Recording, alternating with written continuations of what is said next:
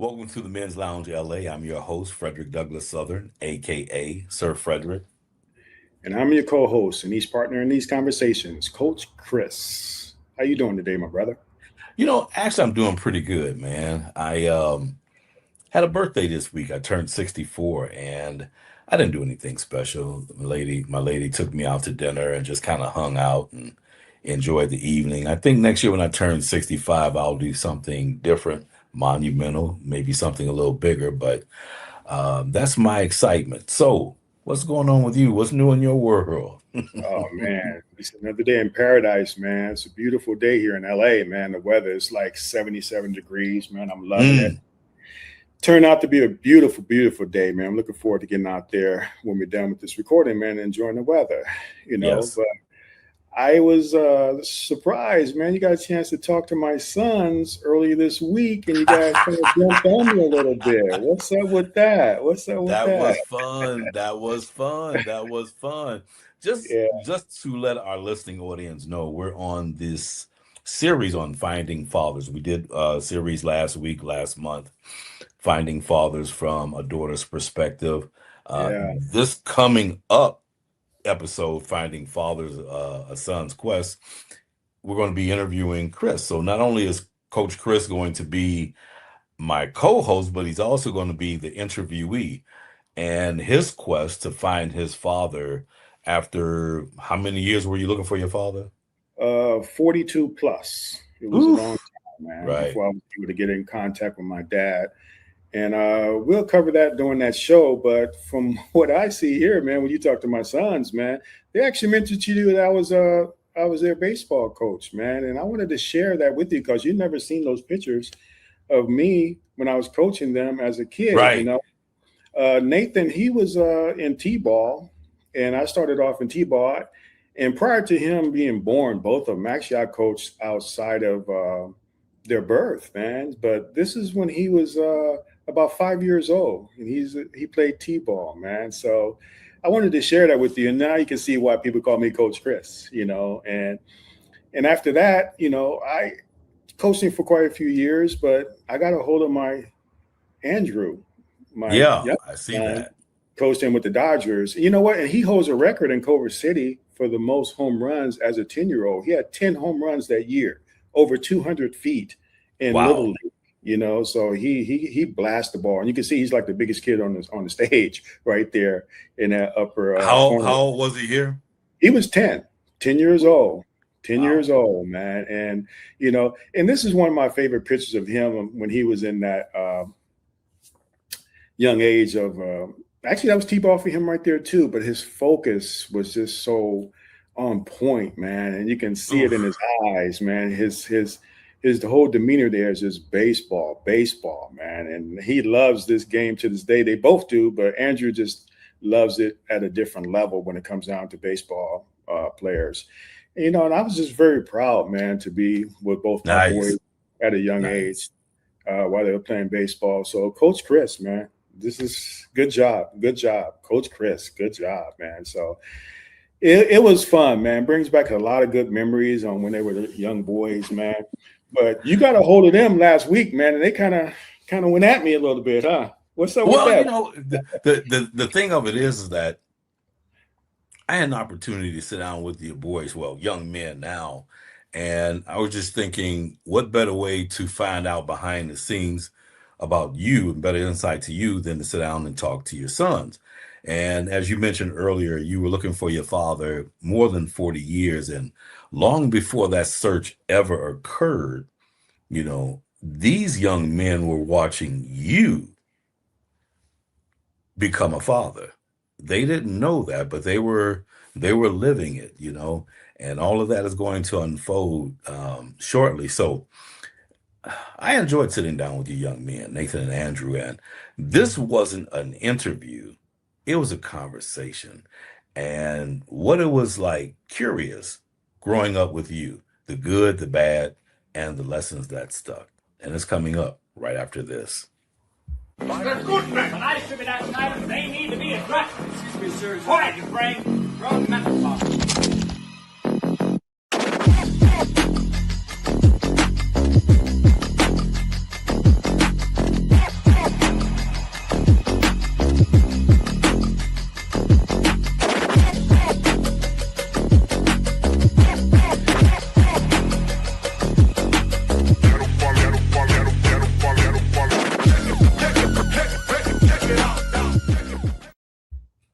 I got Andrew Wilson and Nathan Wilson.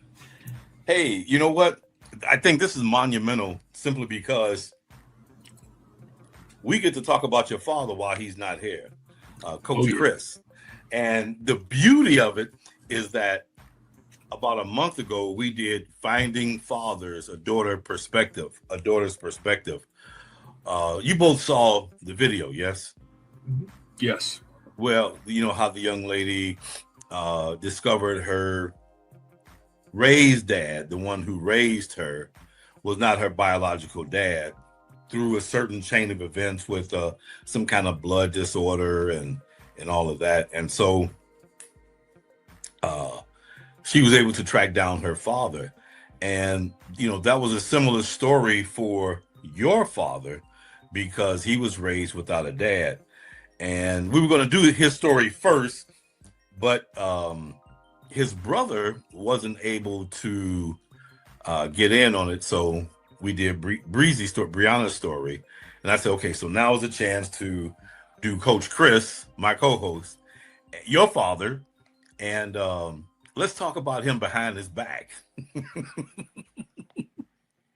Oh, you ready? My man is.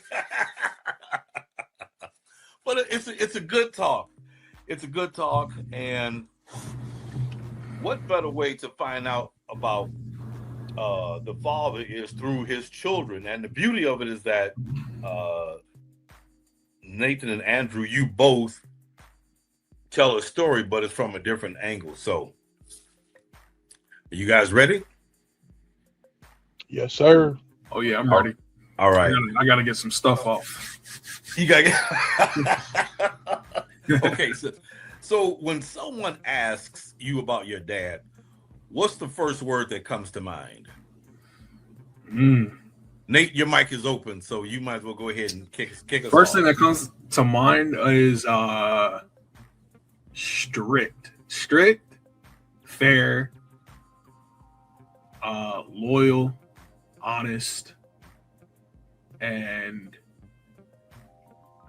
I don't want to use the word demanding, but like he pulls that grit out of you. So I don't know what word I could use for that, but I'm definitely grateful. Is it more like a command or a demand or just... command like, hey, we're on the same team. I command you to like that greatness out of you. Like, come on, it's in there. Like he pulls that out of you. Got you. What about you, Andrew? Definitely a lot of similar traits. I would definitely have to say strict, but strict in not a bad way. I would have to say real, honest. Honestly, it's just when if someone were to ask me about my dad, it's just, a real honest father. You know, like a present father that just always there. Got you. Yeah, you know, the strict part though, it's not in a bad way. It's one of those strict ways that is like, let me teach you my way so the world won't have to teach you, because the world's going to teach you a lot worse. Got you. Because I was going to ask, what did that look like when you say strict? What did that look like? The word structure. Structure is definitely a good word to use. Like, okay, I get that. Nathan, I get that. You could elaborate more on that. Yeah, I would think the word structure more than strict. I think that's what it is. What's one thing your dad did consistently that you didn't like then, but you can appreciate now? Definitely hard on us, and being disciplined, because I can tell from like guys my age, men my age, that didn't really have a father. But I definitely didn't like how like hard he was on us. But now I really appreciate it because we needed it at the time. It molded us to become the men that we are today. Because, I mean, you see my nails, you see Andrew's nails. They're not fake, they're not painted or anything like that. You know, a lot of men have that, and it's like, I question. I'm like, man, like, where was your dad at? Like, no one told you like not to do that. Painted nails. I mean, I put clear polish on mine. I mean, is that what you're talking? No, I'm talking about painted. I'm talking about rainbows and black paints. And you never seen that? Yeah. Okay, that's what you're talking about. Yeah. Yeah. I mean, I'm like stuff like that, saying like just molding us into becoming like strong men. Got you. Got you. What about you, Andrew? What's one of the things consistently that he did that you did not appreciate at the time, but now you saw that, okay, this wasn't such a bad thing? To think about it, like it's definitely how I would guess to say like how straightforward, you know, he was with things. Like, you know, he's gonna tell you how it is. And like as a young kid, I didn't really understand it. Like it felt like, you know, you're kind of just being mean and hard on me. But the reality of it is like something that I could take as a trait going forward and just be straightforward with people, whether they think I'm being mean or whether they think I'm being hard on them. I'm being real with them and I'm being straightforward. And that's something that I, you know, try to take with me everywhere I go. So I don't want to, you know, it's like you could see the fake, you know, it's like he taught me how to see the fake by being real, you know, and it's like being straightforward with me as a young age. It's like, whoa, why are you being so hard? This, that, and the other. No, like I'm trying to point out this so you won't do that, or so you could see when someone else does it. So coming up, what sports were both of you into that he was your coach in? Oh, it was baseball. Yeah, he coached us both in baseball. Okay, all right, Mhm. all right. So was he harder on y'all than he was on the other? He was definitely, I will say, I gotta say this, he was definitely harder on Nathan. At least from my perspective, being the younger one, I got to see what he had to go through, and for me, it was just like, oh, let me follow in line and just follow through what he's doing, because he's the one that has to take the punches, and then 3 years later, I'll be there. He took those punches 3 years ago, so I didn't have to take them when I turned 10. You know, like I was 7 watching him take the punches, so that way when I'm 10 playing against the other 10-year-olds, it's like, oh, I could do this because I saw my brother do it already. I don't, you know, I'm already good. So it was one of those, like, you know, I like that. I like that. I got lucky. You took the punches. I like that. He took the punches. Exactly. So growing up, did you see your father as a provider, protector, teacher, a friend, or what? How'd you see him? Yeah, I saw him as a teacher and provider. I didn't see my dad as a friend. I saw him as a father. I still see him as a father today. I don't think the relationship between a parent and a child should be a friend one. I'm not saying that there should be fear involved, but it should be more of a respect factor. Like, obviously, I can come to my dad about anything. I can also come to my friends about anything, but it's a different kind of structure and it's a different kind of conversation, where my friends are like guys I grew up with, right? Same era, same music, same all that. As with my dad, I don't see my dad as more of a like a friend. It's like, this is my dad right here. Like, he understands the world a little bit different than a friend would. Got you. What about you, Andrew? Yeah, 100%. It fell into that provider, protector, teacher role. Obviously, he's a coach, so you know he's teaching us constantly. Still teaching us to this day. Definitely not, definitely not a friend. I mean, not in a bad way though. It was just like he separated that. Like, he made it known at a young age. No, I'm your father. You could talk to your friends like that if you want to, but you're gonna talk to me like your father. Like, I'm not. You know, it's not. There's no. It's set in stone.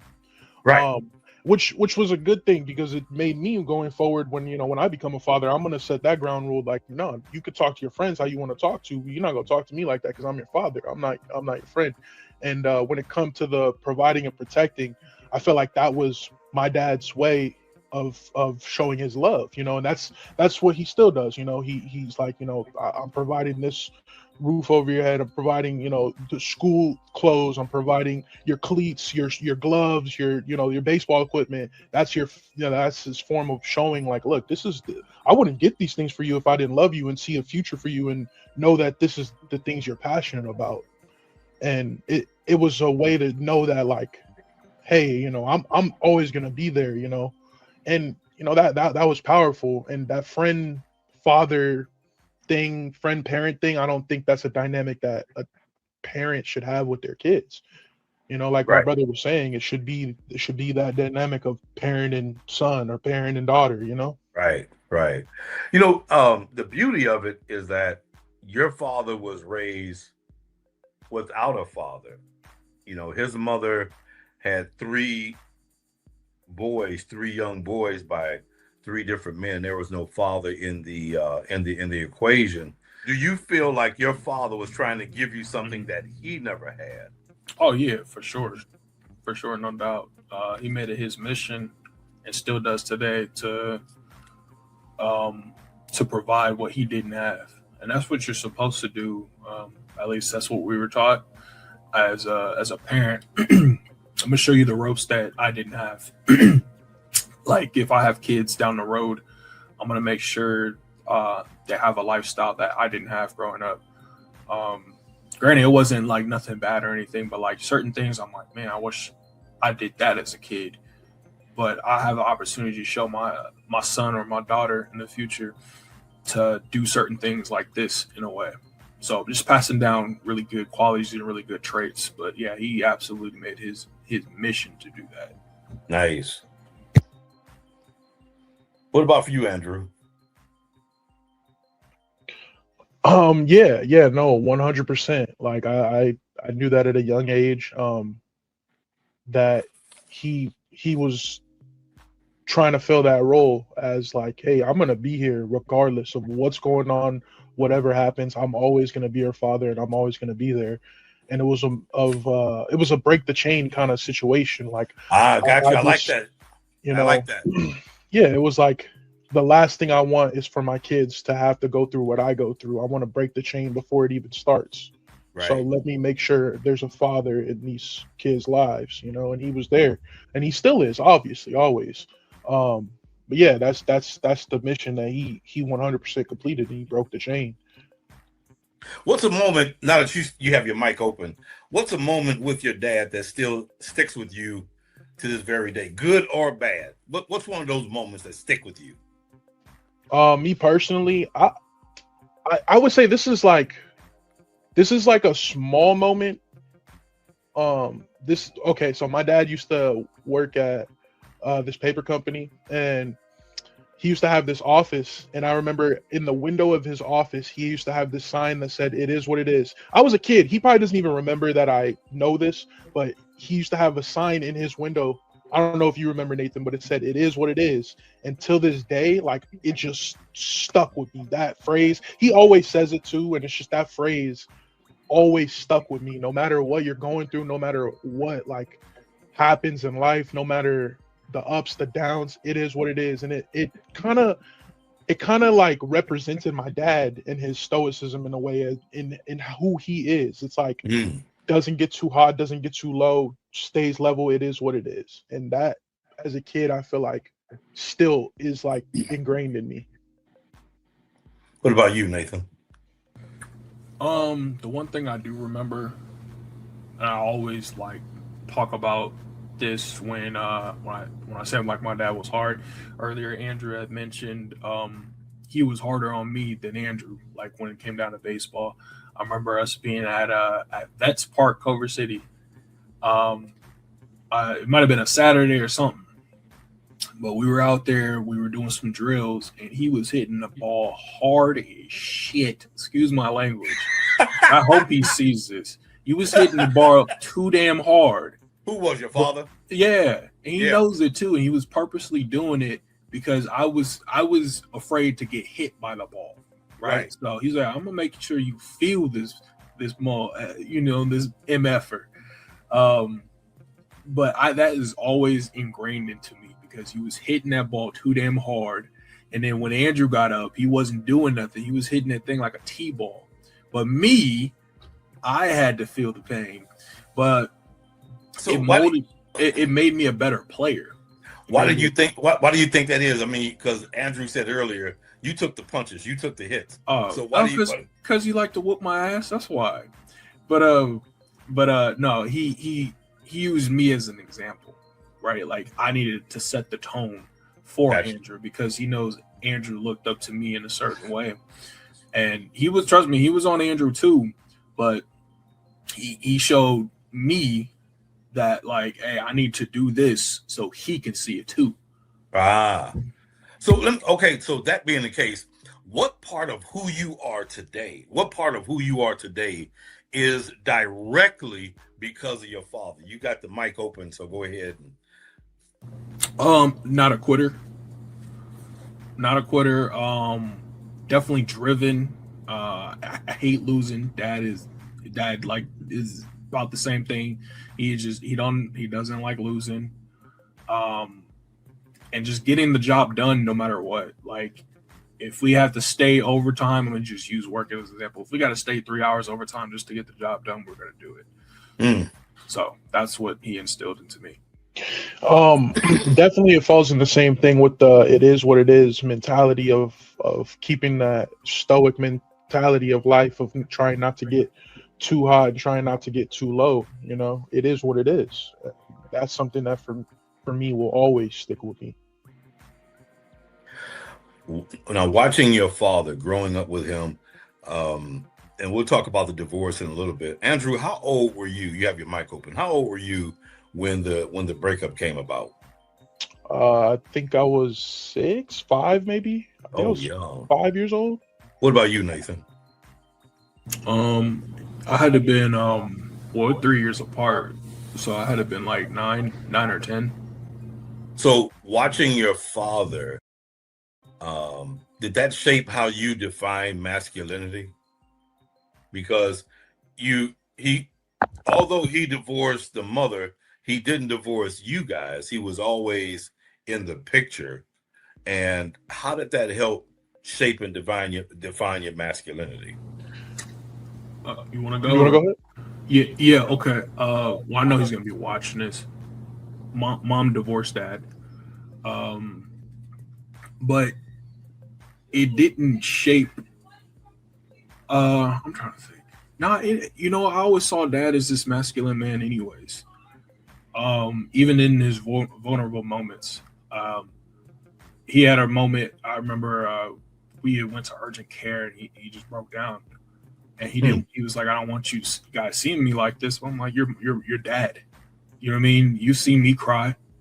You know, I can see you cry. You know, it didn't change how I saw him as a man." Yeah, just at the time too. I remember the earlier time when he had lost a family member, and that was the first time I really kind of remember seeing him, tear up and cry like that. And for me, it was just a moment of real life. And for me, I would say like I always saw my dad as like a masculine figure. Growing up, me and my brother were big into wrestling, and I was a big fan of The Rock. And for me, like my dad was kind of like The Rock. I don't know, like that was just like, you know what I mean? And I know this kind of correlates to the masculinity figure, because like that's what we had growing up. These like the Stone Cold, The Rock, that strong, like the man walking through to beat some ass. You know what I'm saying? And like kind of always thought, hey, my dad could do that. You know what I mean? Like as a kid. So I guess you could say in a way like just him being the coach, being there, being a father, always like definitely shaped the masculine thinking of how I would want to be a father, the masculine way of how I would want to be a father and create a family. So was that the first time you ever seen your father break down and cry or just get kind of teary-eyed? Yeah. So that I can remember, yeah. So what did that make you think any less of your father, or no? Was that? Yeah. No, not at all. Not at all. It was a moment that like made me want to know like who that person was that he lost, you know. It made me want to know like why this person affected you so much, like to where it's like, you know, you lost a person that you thought was, you know, kind of a father figure to you in a way, you know, like it's like that's how I would react if, you know, something like that happened to me. And I would know that like I have, you know, my family here that I can lean back on, that I could be there with, that's gonna, you know, help me get back up. So Nathan, what did you think about your father when you saw him kind of break down, and you even saw him break down when your grandmother died? I mean, but that's a little different. But this time it was him going through this. Did you think any less of him or him being weak or anything like that? Or No, not at all. Not at all. I think the only thing I thought was it's my turn to hug him and make sure he's good. You know what I mean? Because he's been Yeah. there so many times. You know, throughout my childhood. Now it's our turn to get his back and lift him up. I like that. But yeah, I didn't think of anything less at all. Okay. All right. That day is coming. Both of you right now are single men. Mm-hmm. If you become fathers one day, what's one thing you'd repeat after your father, after him? If and when you guys decide to get married and have children, what's one of the things in that blueprint that you would use or repeat? That you're not a quitter. You're not a quitter, and we're going to finish the job regardless of how you feel. So I'm going to use that. They're not going to like me, just like how I didn't like Dad. But when you get older, you're going to love it. You're going to love it because it's going to separate you from a lot of other people. Hate me now, love me later. Yep. Yeah. Yep. Are either one of you in a relationship right now, looking to get married, or girlfriend, boyfriend, engaged, or anything? Or what's your status? I'm in a relationship right now. I'm not like in a rush to get married right now. Right. But I do love my girl that I'm with. You know, even though we go through our ups and downs, that's every relationship. But yeah, so far, you know, we're doing very well. All right. So Andrew, if you decide, I don't know if you want to get married, you ever see yourself married? And if you Do I see myself married? 100%. 100%. Sorry to cut you off. Go ahead. So what? Okay, if you see yourself married, what's one of the things that you would take into your marriage that your dad gave you as a blueprint? Something that you would repeat. Something that. That's a good question. Something I would take into my marriage that I would repeat that my dad gave me, is the way he provides. I would definitely take that. Like the way my dad provides for his family is second to none, and it shows me exactly what a man is supposed to do for his family. It shows me what a man is supposed to do for his wife, for his kids, for his community. You know, him being a coach not only for us, for other kids too. You're helping out your community, not just your family, and you're teaching that to your kids, so that way when we become fathers, we can help out the community that we raise our kids in.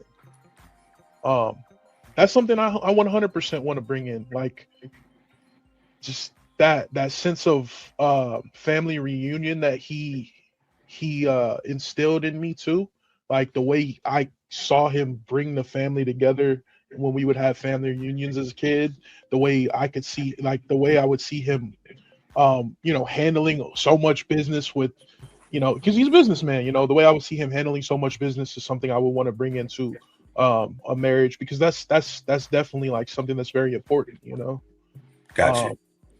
Yeah. When your parents divorced, earlier one of you said your mom divorced your dad. Yeah, that was me. Okay, when that took place, what changed for you internally? Nate, you have your mic open. So what changed for you internally? If I'm being honest with you, I feel as I don't really know that question. I think my parents know it more than I do. At the time. No, but what changed for you internally when that separation and divorce? What went on inside of you, or did anything change? I mean, that's what I'm alluding to. Like I can't describe it. Like I feel like my parents know know me better than I know myself at times. Because my dad always says, like, you know, I took it in a way, but like I can't really express it. Like I'm more, I withheld it in more. You know, I didn't really have a lot of whole emotions about it. Like, I mean, I was sad about it. Then I was like, wait a minute, I get two gifts, you know, but you know, so, That was good. you know, That so was good. so at the time, like I was like, well, you know, I get two Christmases, you know, but then again, like how I dealt with it, I noticed now, like I'm older, like man, like I don't think I fully went through that well enough. You know what I mean? Like I still withhold things in a lot, um, due to my childhood, but like that's all I have to say about it. All right. Go ahead. Andrew, did anything change for you? What went through you? I mean, because now you're 6, 7 years old, and you're 6 years old, 7 years old, both your parents, and then now all of a sudden, Yeah, I think when I really think about it, I think at the time I was really just too young to understand any of it.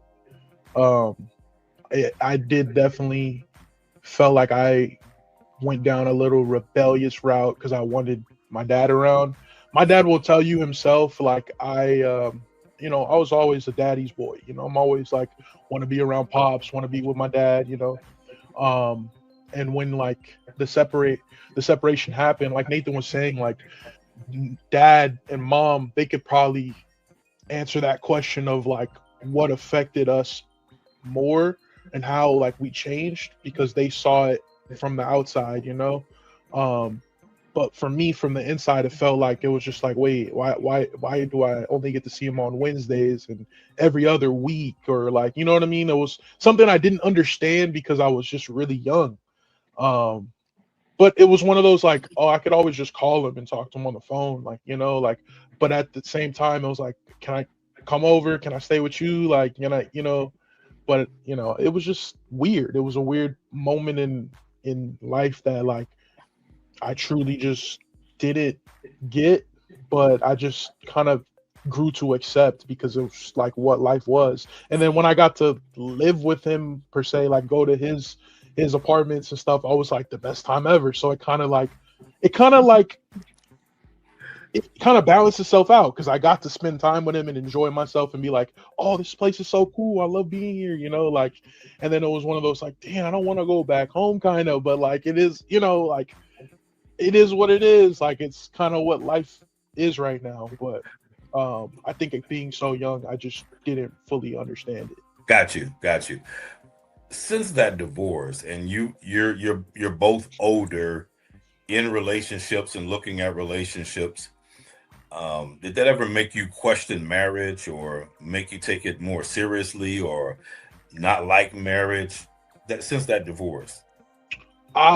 I wouldn't say no. Well, if you say make you take it more seriously, I don't think I could say that either because I feel like my mom and dad definitely 100% took their marriage as serious as possible. You know, they brought kids into this world through love, you know, which is very important.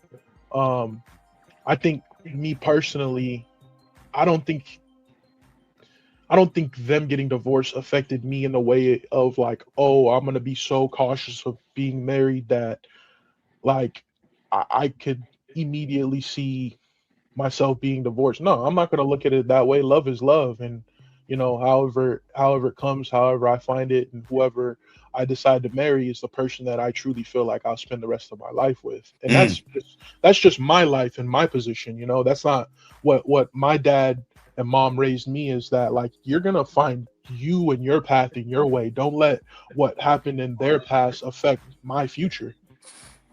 I like that. What about you, Nathan? Um, I don't know. Like I definitely have a different outlook of marriage. It's not that I don't want to do it. I think I don't know. It's not instilled into me to be like be ready to get married tomorrow. Um, I do see myself as a family man, though. But I think the divorce did kind of, because obviously you don't marry to try to look forward to getting divorced, right? But it did make me look at like, okay, like I got to hear mom's side on the reason why she did it. I got to hear dad's, reasoning. Like they made us, they raised us, they accomplished their goal. Staying forever, it's not easy. And that's what I think of marriage. I think of marriage as like a forever thing. I'm like, forever is a long time, so it's, as far as like working on the marriage, like I don't know. I'm still stuck on that. I'm still stuck on if I really want that in my life. Just enjoy your single life, man. Mm-hmm. Enjoy your single life. Stay single as long as you can, and when you're ready, you'll know it. You'll definitely know it. So yeah. you're not forcing yourself or pushing yourself for marriage. You're just simply enjoying your single life. Yeah. Yeah. And it's not like I'm out here with 1,000 women. Like I'm dealing with one person. I do believe in monogamy. Like I'm dealing with one person. I'm not sitting here slanging and banging. That when I'm with you, and we're gonna figure it out. We're gonna talk it out. We're gonna try to communicate together. And if that doesn't lead to anything, or if we're just not on the same page, then hey, so be it. That's fine. Right. So after the divorce, did you feel chosen by your dad? What do you mean by that? Some kids after the divorce, they feel abandoned. They feel that separation anxiety. They feel abandoned, and some feel chosen because they're the other parent, whichever one that left or had to leave, they still fight for their children. Did you feel that your father fought for you? Oh yeah, for sure. I didn't feel abandoned at all. I think I know my mom and my dad had like a great co-parenting relationship. Oh, good. Yeah, like a great one. I think I've seen like one little argument. I'm gonna be honest with you, like one little argument. That's the one thing that they never did in front of us. They never like went back and forth, and they never got violent. It wasn't even that kind of relationship. But as far as being abandoned, no. We were blessed enough to have a grandmother that was like really close to my mom too. So the relationship was always really good. And it wasn't really no drama like that. But yeah, all I can say is we're blessed. Go ahead, bro. Andrew? Yeah, no, there was no sense of abandonment at all. Even at the young age that I was at, I felt like I was still the number one priority, even though he was going through what he was going through. What mattered most was that we had what we had, and we had what we needed to, be okay. And that's always been the case, and it still is.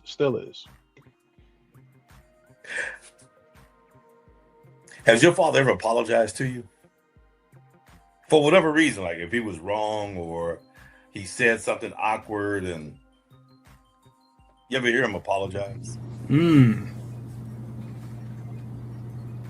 Not that I can remember, but he's definitely he's a person who takes accountability. So there's nothing I can think on the top of my head to where he's like, Nate, I was wrong. Andrew, I was wrong. But for the most part, like he's definitely, he holds himself accountable for sure. But I don't know, because we be messing up a lot, so he usually be right. So are you the type that will apologize, or you just try to? Oh yeah. And he'll call us out too, like say if there's something in my relationship, and I'll explain to him, and he'll be like, "Nah, you gotta go talk to her about that. Like you gotta apologize." So he's definitely fair.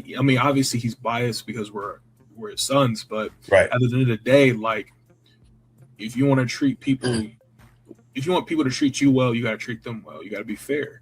And if you're wrong, you're wrong. What about you, Andrew? Father ever apologized to you? Doing something wrong Um, or awkward, or he said, "Oh man, I was wrong about that. I'm sorry," or no, he's never lied, never apologized, never needed a reason to.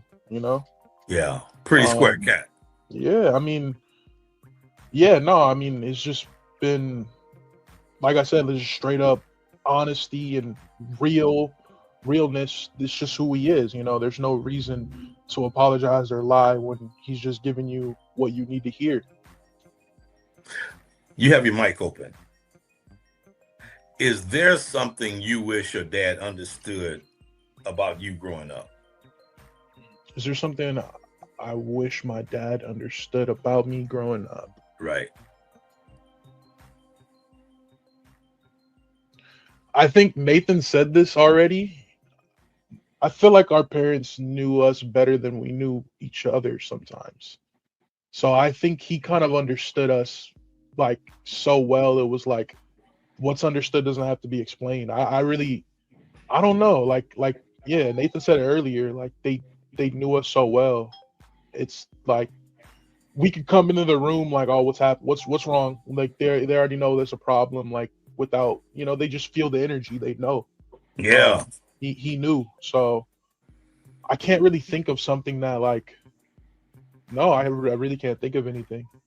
Nate, you have a pretty tight relationship with your father because I've seen you guys together. And matter of fact, when Coach Chris and I are together, you've called and you're pretty open with your father. Is there anything like you wish that he understood about you and knew about you growing up?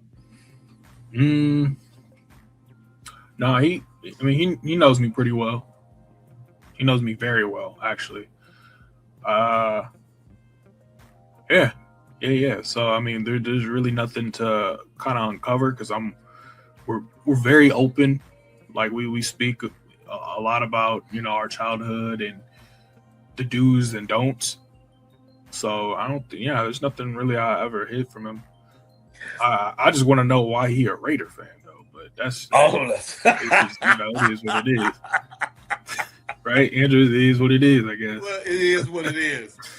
If Coach Chris, It is what it is. If your dad was sitting here right now and he could not interrupt you, he just had to listen, what would you tell him? Go ahead, bro.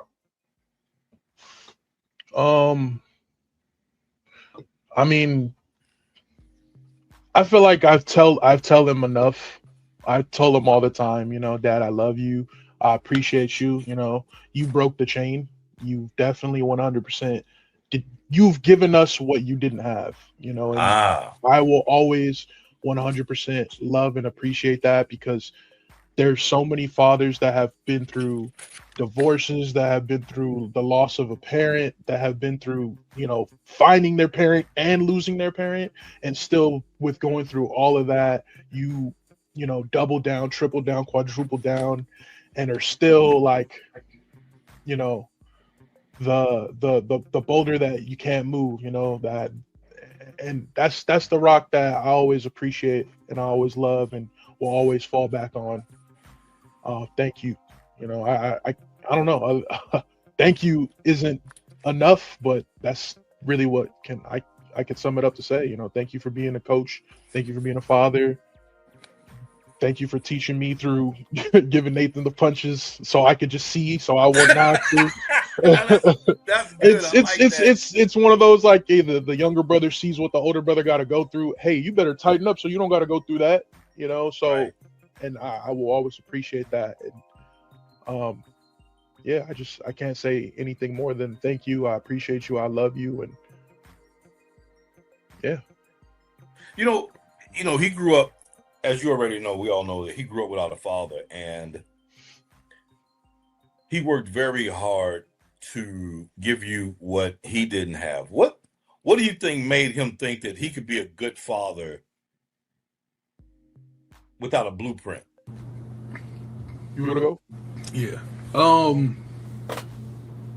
I know he talks about his uncles um, that taught him on how to do how to be a man in certain ways. And I also think during his childhood he had strived to become a father because he didn't have one. So I mean, I don't know what shows he was growing up watching. Um, I know. oh yeah, I don't know. Maybe Cosby Show. Maybe no, not Cosby. What's that show? Dang, good times. Yeah. So maybe seeing that kind of structure, maybe wanting him to act like that Right. and be like that. So it's like, you know what? When I have my own family, this is exactly what I'm going to do. Right. And also, real quick, I echo what Andrew was saying too. If dad was right here, right now, all I got to say is thank you. Stop hitting that ball so damn hard. I love you. And that's about it. So Andrew, your father Mhm. was raised without a dad. What makes you think or he thought that he was capable of being a good father, not having that blueprint? Um, I think a big part of it had to do with our grandma. I think she had to do with a huge part of it. I can see so many similarities in how she was and how my dad is, and it's like hand in hand of how like she raised, you know, not only my dad but my uncles. And my uncles have also became amazing fathers in their own right. And it's one of those like follow the leader, like they see what my grandma did for them and like let me provide and do everything I can do for my kids. And that's what my grandma instilled in them. Um, and the relationship that me and Nathan had with my grandma was just second to none. It was amazing. It was the most beautiful thing ever. I would want any person in the world to have like the close relationship with their grandparents because it's beautiful. It's amazing. And Yeah. I could see just through the relationship that me and Nathan had through our grandma, like what it would have been like, how stern she would have been if we were, you know, her actual kids. You know, obviously it's a little bit different when you're raising the grandkids because they, you know, get a little bit more lenient, more leeway. But I got to see like through her how she handled me and Nathan growing up, what it was like, and I think she definitely was one that like made a huge impact on how he wanted to become a father, and that's just how he saw her raise them. You know, um, how old were you when he? How old were you guys when he was able to connect with his father? Because do you know the story? Yes. Not really. I Okay. know parts of the story here and there, but I don't know the whole story. All right. Um, So when he was running his business, he had a lady come in there that a client. She was a private investigator, and he hired her to look for his father in Jackson, Mississippi. She found him. They connected. They talked for 2 years before he died. What were your thoughts, or what do you remember your thoughts being when he shared with you he connected with his father? that see the first time I can truly remember like talking about like him and his dad, I was maybe about 17 or 18. Mm-hmm. Um, but this when all that was happening, I was probably around like maybe 3 or 4 when he found his dad. He told me I spoke to him on the phone as like a little baby, a little kid, but you know I don't remember that. I was 2 3 years old. You know I was really young. Um, but as I got older, like and even now, like with how he found it and everything, like I would say like my perspective on the things is just um it opened up a whole new side of the family for me personally. I feel like it's like, dang, I never thought about a grandpa or grandfather, none of that growing up, because like my grandma was kind of just like everything, you know. Hmm. So I felt like I had more than enough already because I had my grandma. And then when I learned about what was going on with him in Mississippi and how he you know, reconnected recently with that side of the family, it was just a beautiful thing, and it made me want to, you know, go out there and maybe meet some of my cousins and uncles and, you know, aunts and whatever. And that I truly am excited for, is to go out there and, you know, see how my grandpa, how and where my grandfather lived, and how, you know, he, you know, expanded his family out there. Andrew, I mean, Mike, I mean, Nathan, how old were you when your father, you know the story or Oh what I yeah, just shared? yeah, Yeah. yeah. How old were you when your father connected with his Um, bio dad? to be honest with you, I don't know what age. I do remember talking to him, like early 2000s, a little bit before he passed away. I remember talking to him on the phone a few times, um, but I don't remember what age I was. I mean, a kid for sure. But I'm definitely proud that he had that connection, and I feel like the one thing I just my dad never had animosity towards him. Like I never felt like like he had like a grudge against his dad. Like I didn't get that. Yeah. I never got that. Even to this day, it's like I don't feel that from him. You ever have an opportunity to talk to any of your uncles from because Not yet. from that? Yeah, not yet. Yeah. See, when your father found out, well, he was able to reconnect with his siblings, and I was partially instrumental in doing that with his brother Billy. And he was supposed to be on last time, but his computer wasn't acting right, and so we didn't get a chance to do that. And it might happen this time around. What was going through your mind when your father told you that he connected with his brother and discovered that he has 8 siblings? And uh, what was going through your mind when he shared all this with you? Um, for me, I was just thinking, man, Wilson family just got bigger. you know, I don't know. For me, I was excited. I was excited because I feel like for him, he deserved it. He deserved to know. He deserved to meet these people. And when I saw the pictures, and it just shocked me. I'm like, he looks like my, he looks like my uncle right there. Like I'm seeing all these pictures of people that look just like my family members out here, and I'm like, that's crazy. Like I'm just, it's starting to trip. It was just a complete like shock for me. It was a complete shock for me, and it was excitement. It was one of those like, man, I want to learn more about my grandpa. I want to know what's going on with him. Like, his name was Andrew. I'm Andrew. Like, you know what I mean? Like, it was one of those Right. like, I didn't. It was just a whole lot that I was happy that he got to experience and see, that made me excited that like, man, oh, it's a whole nother family here I get to, learn about. Yeah.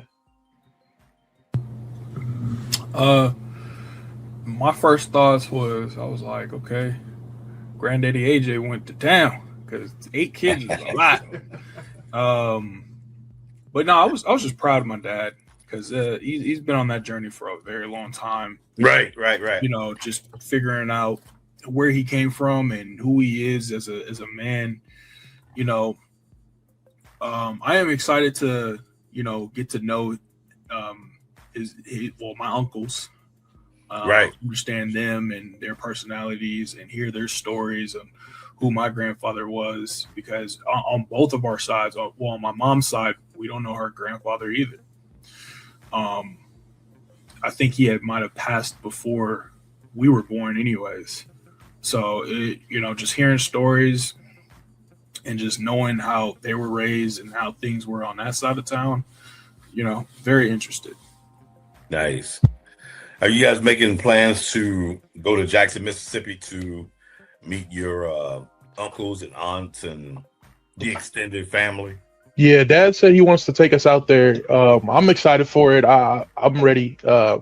I'm not sure when we're gonna do it, but when we do, I'm ready to learn and meet the family, and I'm really just happy to go out there one of these days and learn more about my grandpa, because that's just really cool to me. It would it would obviously been cooler to meet him. Glad I got to speak to him on the phone at least. I don't remember it, but hey, if my dad and my mom told me it happened, it happened. You had that experience. 100%. Yeah. But yeah, I'm definitely 100% excited to go out there with my pops and experience that culture. Good. What about for you, Nathan? Oh yeah, for sure. I'm excited. Uh, Whenever it happens, I'm definitely looking forward to going out and catching some catfish. Um, yeah, that's about it. Cool. Hmm. Well, I'm going to turn these into some shorts. I'm gonna let your father see this, Hmm. and we're just getting ready for the next podcast on finding fathers, a son's quest, and it's going to be very inspirational for some young young men who don't know who their father is, never got a chance to meet them, and just connect and build that relationship with their father. I think every father should know their children and vice versa. And I think this will spark some interest. Whoever watches the podcast when it airs. So before we get out of here, Andrew, well, no, Nate, you have your mic open. What's one thing that you would like to leave with the listening audience? What's the takeaway? My takeaway is if you have a father in your life, or if you're searching for one, and he's calling. Yeah, he's calling right now. He's calling right now. Yeah, a little nosy. Hey, pops, you're calling in the middle of the episode right now. But anyways, just be grateful who you have in your life. Yeah, let me call you back. Whether if you don't have a father figure or not, be grateful for the people around you. That's about it. Okay. What would you like, Andrew? What would you like to leave the listening audience with? What kind of takeaway do you want them to have? The kind of takeaway I would want them to have is that I would want the listening audience to understand that there's multiple ways you could go with life. If you don't have a parent, you could go the way of being what you didn't have. You could go the way of avoiding it completely. My dad chose the route of, you know what, I'm gonna double, triple, quadruple down. I want to be a father since I didn't have that in my life. I want my kids to have that in their life. So for those that don't have a father or a mother in their life, if there's something that you want to do in your life, maybe become a father or a mother to a child. You may not know what to do or how to do it, but you know that you want to give your child something that they didn't have, that you didn't have. Right. Wow. And that being said, we're going to break end the on chain. that note. Basically, break the chain. Break the chain. Right. Andrew, Nathan, thank you so much. And we'll see you in the mix. Yes, sir. All right. Man, that was amazing. And the Wilson boys, the Wilson men. I'm proud of the boys, man. They have spoken. I'm proud of them, man. I am truly proud, man, because I didn't have that like they did, man, and listening to what they're saying, and I'm actually hearing their true transparency and authentic reaction to questions that they didn't know and I didn't know, from what I understand now. And it just it touches my heart, man, to see that how important fathers are. I always knew that. And then to hear my sons, express their reactions like that from what they received, and you received it too, man. You had your biological father in your life. I didn't. They did. So you could probably relate to them more than I can. Right. But it was just, it meant a lot to me, dude, just to listen to this. And it told me a lot about myself because as a father, and I still feel this way, I always felt like I could do more. Mm. And listening to what they're saying, it doesn't change what I feel because I always feel I can do more, as a man, as a father, because I didn't have that blueprint. And you mentioned good times. Yeah. James Evans Sr. was my hero, dude. I like the way he ran the household, and I like the way he was stern and he didn't take no crap from nobody. Whoever came to the Right. door had to get past him before they got in the house. That was my TV dad. But Andrew had mentioned something I wanted to address about him seeing me break down when my uncle passed. He said a family member, he couldn't remember which one it was because we had so much loss in the family during the time that they've been on this planet. And, them being young men, my uncle that, influenced me is the one that passed, that he saw me, breaking down like that. So that was like losing my father at that point. So that's who he was referring to. And then in another thing that Nathan had mentioned when he saw me, I will never forget, it was 2018. I was sick. I mean, like sick as a freaking dog, man. I went to urgent care, and this urgent care is in Culver City, not too far from where they lived. And I just wanted to reach out to him, man. I don't know where I was mentally. I don't know if I felt like, hey, I was about to leave this planet or whatever, and I wanted to see my son. Whatever it was, man, it was bad. And this is like 2018, just a year before COVID. And I've never been that sick before in my life, man. I was dehydrated. I was throwing up, and it wasn't no food coming out because I didn't have an appetite. My work I was working at the time sent me home. I was at work going through all this emotional stuff with my, illness at the time. So Nathan could remember what it was, but yeah, man, they came down, stood by my side, and when I looked at both their faces, man, and saw the fear look on their face, that's what made me break down because I can see that they were just, afraid of me leaving the planet at that point from whatever I looked like to them, because I didn't know what I looked like. I know what I felt like. I felt like shit, So, and that's what those two things that they didn't remember 100%. And then they both saw me, during my back surgery. You saw me during my back surgery, so Oh, yeah. but those were the things from that question you asked them. I wanted to clear up for the listening audience on what they saw in me at that time. So I appreciate it, man. I appreciate, what you did talking to my sons. And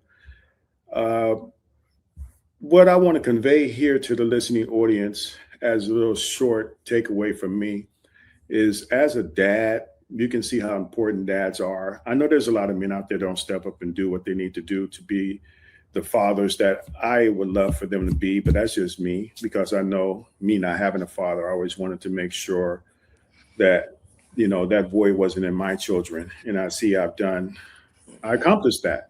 Listen to what they said. I accomplished it. I still got work to do. There's no question about that. But what I like to say, want to truly convey, is that if you're a guy out there that was looking for your dad, or you found your dad, you created a bond, a relationship, you can know what I'm talking about here. Not growing up with a father, it's hard. It's a tough thing, man. I've always had that yearning in my gut. We'll talk more about that when we do my episode, The Son's Quest.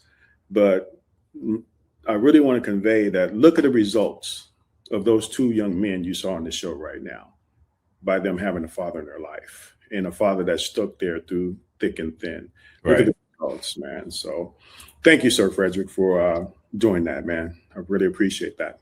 It was my pleasure, actually. And there was a couple of times I got choked up, but I couldn't let it interrupt with the interview.